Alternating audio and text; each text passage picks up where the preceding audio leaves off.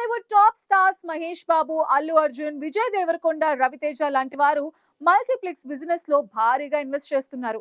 Asian cinemas తో కలిసి మహేష్ బాబు హైదరాబాద్ లోని కొండాపూర్ లో ఏఎంబి సినిమాస్, అల్లు అర్జున్ అమీర్పేట్ లో triple A cinemas, Vijay Deverakonda Mahbub Nagar లో ఏవిడి సినిమాస్ ని నెలకొల్పారు. రవితేజ కూడా ఇటీవల దిల్సుఖ్ నగర్ లో 6 స్క్రీన్ల మల్టీప్లెక్స్ ని ఏషియన్ సినిమాస్ తో కలిసి స్టార్ట్ చేశారు. ఈ స్టార్స్ అందరూ ఈ వ్యాపారంలో విజయవంతంగా ముందుకు సాగుతున్నారు.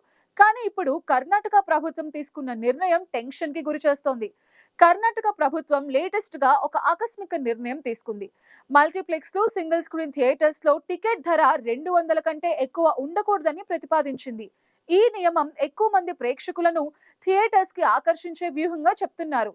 కానీ ఎగ్జిబిటర్స్ కు ఇది కంటి మీద కునుకు లేకుండా చేస్తోంది. బెంగళూరు, హుబ్లీ లాంటి పెద్ద నగరాలలో 300, 400 టికెట్ ధరలతో కూడా మల్టీప్లెక్స్ నిర్వహణ భారంగా ఉందని విశ్లేషకులు చెప్తున్నారు. ఇప్పుడు 200 లిమిట్ విధిస్తే ఆదాయం గణనీయంగా పడిపోతుందని, థియేటర్ల నిర్వహణ దాదాపు అసాధ్యమవుతుందని ఆందోళన వ్యక్తం చేస్తున్నారు. ఈ నిర్ణయం కర్ణాటకలోని బెంగళూరు వంటి నగరాల్లో ఇతర భాషల సినిమాలు, ముఖ్యంగా తెలుగు, తమిళ చిత్రాలు బంపర్ కలెక్షన్ సాధించే మార్కెట్ పై తీవ్ర ప్రభావం చూపనుంది. ఒకవేళ కర్ణాటక నిర్ణయాన్ని అనుసరించి ఆంధ్రప్రదేశ్, తెలంగాణ, తమిళనాడు లాంటి రాష్ట్రాలు కూడా ఇలాంటి టికెట్ ధర లిమిట్ ని అమలు చేస్తే మల్టీప్లెక్స్ రంగం కుదేలైపోతుందని ఎగ్జిబిటర్స్ అసోసియేషన్ ఆందోళన వ్యక్తం చేస్తోంది.